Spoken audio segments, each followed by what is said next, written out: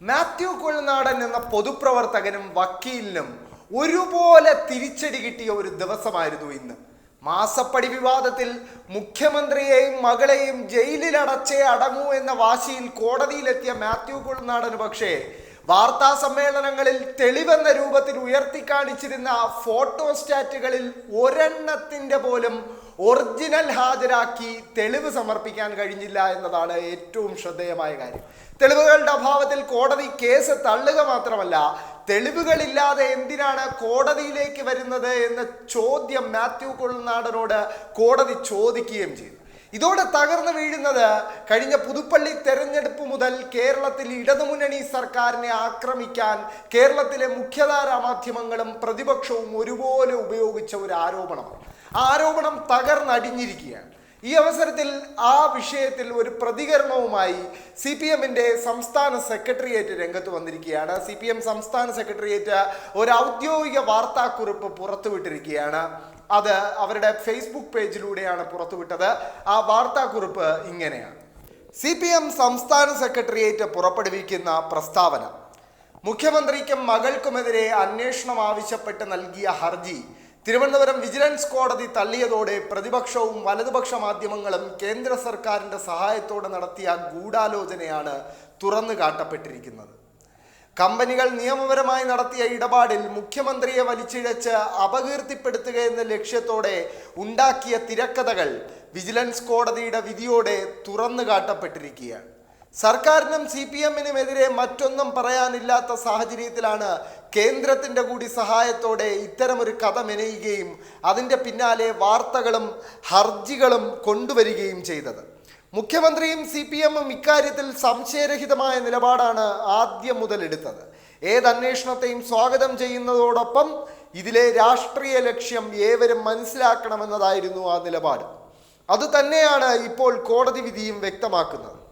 രണ്ട് കമ്പനികൾ നിയമപ്രകാരം ഏർപ്പെട്ട കരാർ എന്നതിലുപ്പുറം മറ്റൊന്നും ഇക്കാര്യത്തിൽ കണ്ടെത്താൻ ആർക്കുമായിട്ടില്ല.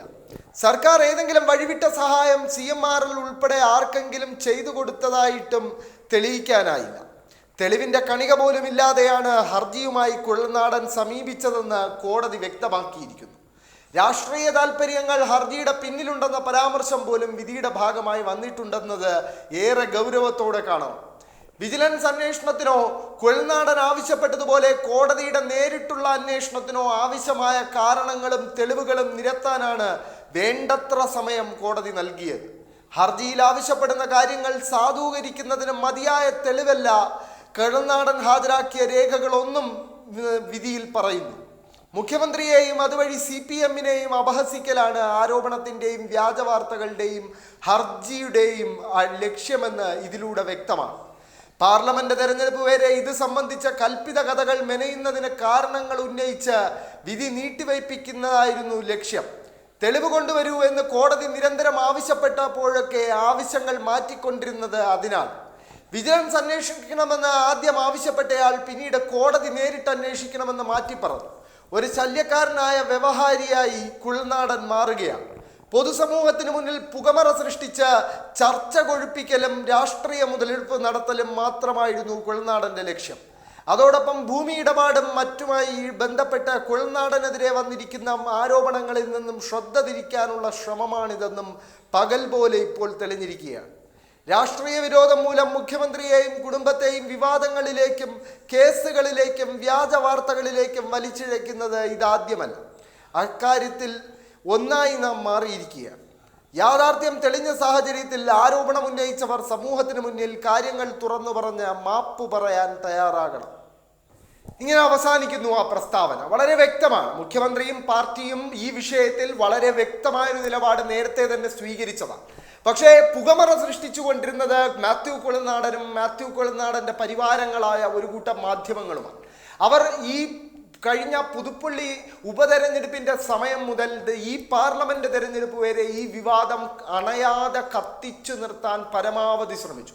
പക്ഷെ അവരുടെ എല്ലാ ശ്രമങ്ങളും പരാജയപ്പെട്ടു കൊടുത്തിക്കൊണ്ടാണ് ഇപ്പോൾ വിജിലൻസ് കോടതിയുടെ നിർണായകമായ വിധി വന്നിരിക്കുന്നത്. ഈ വിഷയത്തിലെ ഒരു അന്വേഷണം, വിജിലൻസ് അന്വേഷണം മാത്രമല്ല, കോടതി നേരിട്ടിടപെട്ടുള്ള അന്വേഷണം എന്ന മാത്യു കുഴൽനാടൻ്റെ ആവശ്യം പോലും കോടതി തള്ളി. ഈ ഹർജിക്ക് പിന്നിൽ രാഷ്ട്രീയ ലക്ഷ്യങ്ങളുണ്ട് എന്ന് പോലും കോടതി പറഞ്ഞിട്ടുണ്ട് എങ്കിൽ മാത്യു കുഴൽനാടൻ എന്ന പൊതുപ്രവർത്തകനും വക്കീലിനുമേൽക്കുന്ന ഏറ്റവും വലിയ തിരിച്ചടിയാണ് ഇത് എന്ന് പറയാതിരിക്കാൻ കഴിയില്ല.